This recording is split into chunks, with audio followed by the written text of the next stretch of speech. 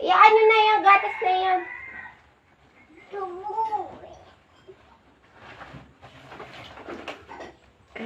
Now! Ala, ako naman eh, may isusuyulan sa inyo. Basta huwag ka nga malikot. Ay, yun. Nay, kunin nyo nga yung speaker na yun. Ayaw pahawak ko sa akin ni Mati. Ayaw pahawak sa akin. Oh, anong gagawin ko? Ay, kuhanin nyo.